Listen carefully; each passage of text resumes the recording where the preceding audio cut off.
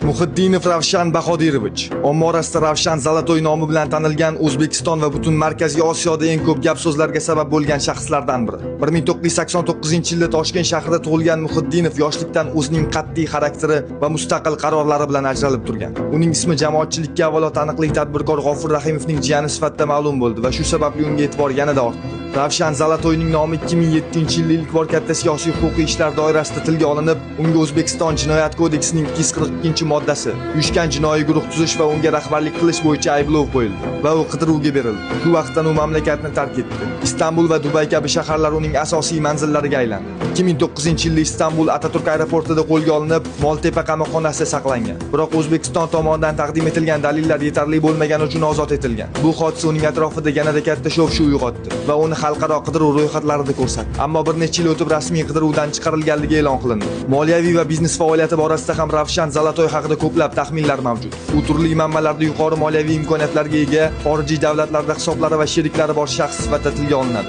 Ayrim manbalarda uning transport va import-eksport operatsiyalarida faol bo'lgani, yirik biznes loyihalarini moliyalashtirishga qodir sheriklari borligi aytiladi. Qashqadaryoda Ravshan Lak bo'yash servis MCH nomi bilan ro'yxatdan o'tgan kompaniya ham uning nomi bilan bog'lanadi. Ammo bu bog'liqlik rasmiy hujjatlar bilan tasdiqlanmagan. U haqida gap so'zlarda Dubay va Turkiyada mol-mulki va biznes aloqalari mavjudligi aytiladi. Lekin aniq qiymatlar, korxona nomlari va hujjatlar keng jamoatchilikka oshkor qilinmagan. 2019-yilda Ravshan Zolotoyning O'zbekistonga qaytgani haqida xabarlar tarqaldi. Ammo oradan ko'p o'tmay yana mamlakatni tark etgani ma'lum bo'ldi. 2023-yil oxiriga kelib uning rasmiy ravishda qidiruv ro'yxatdan chiqarilganligi haqida xabar berildi va hozirda u erkin harakatlanish imkoniyatiga ega. Sudlanganligi haqidagi ma'lumotlar ommaviy manbalarda qisqacha keltirilgan bo'lib, u iqtisodiy va moliyaviy jinoyatlarda ayblangan. Ammo ushbu ishlar tafsilotlari keng jamoatchilikka to'liq ochilmagan. Bugun Ravshan Zolotoy shaxsi hanuzgacha sirli va qiziqarli mavzu bo'lib qolmoqda. Ba'zi odamlar uni jinoyat olami bilan bog'lasa, boshqalar uni siyosiy jarayonlar qurboni deb biladi. Uning hayoti va faoliyati haqidagi ma'lumotlar to'liq bo'lmagani sababli